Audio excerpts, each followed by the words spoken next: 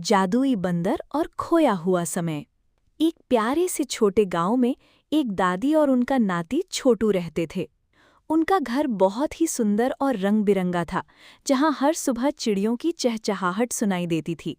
उनके घर में एक शरारती और प्यारा तोता भी था, मिट्ठू। मिट्ठू हमेशा एक ही बात दोहराता रहता था, समय की कद्र करो, समय की कद्र करो। लेकिन छोटू को इन बातों से कोई फर्क नहीं पड़ता था। उसे बस खेलना ही पसंद था। वो दिन भर खेलता रहता, ना पढ़ाई करता और ना ही दादी की बात सुनता। दादी उसे प्यार से समझाती थी, बेटा, समय बहुत कीमती होता है। लेकिन छोटू हंसकर उनकी बात टाल देता था। एक दिन कुछ अजीब हुआ। छोटू खेलते खेलते गांव के रास्ते पर जा रहा था।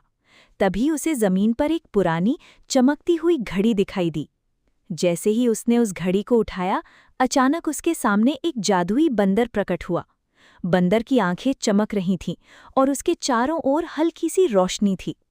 बंदर बोला, डर मत छोटू, ये कोई साधारण घड़ी नहीं है। छोटू हैरान होकर बोला, तो फिर ये क्या है?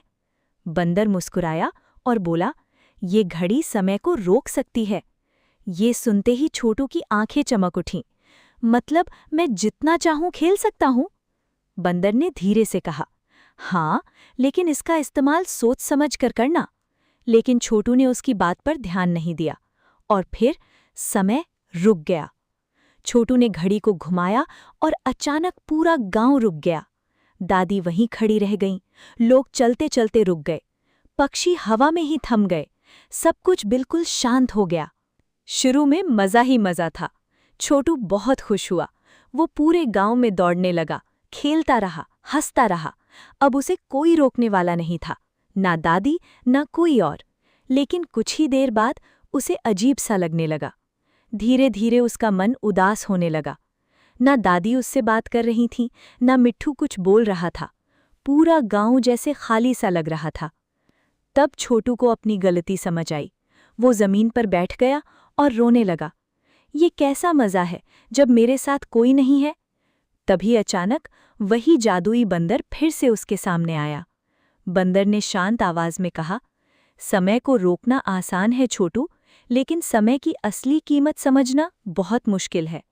छोटू ने आंसू पोंछे और बोला, मुझे माफ कर दो, मुझे सब पहले जैसा चाहिए। समय की वापसी। मैं अब समय की कद्र करूंगा। बंदर मुस्कुराया और बोला, ठीक है, लेकिन इस बार सीख मत भूलना। उसने अपनी जादुई शक्ति से घड़ी को चमकाया और अचानक सब कुछ फिर से चलने लगा। दादी फिर से मुस्कुराने लगीं, लोग चलने लगे, पक्षी फिर से उड़ने लगे। नई शुरुआत। मिट्ठू फिर से बोला, समय की कद्र करो, समय की कद्र करो। इस बार छोटू मुस्कुराया और बोला, हाँ मिट्ठू, अब मैं समझ गया हूँ। अब छोटू समय पर पढ़ाई करता था, दादी की मदद भी करता था और खेलने का समय भी सही से निकालता था। सीख। समय सबसे कीमती चीज है। जो समय की कद्र करता है, वही जीवन में आगे बढ़ता है।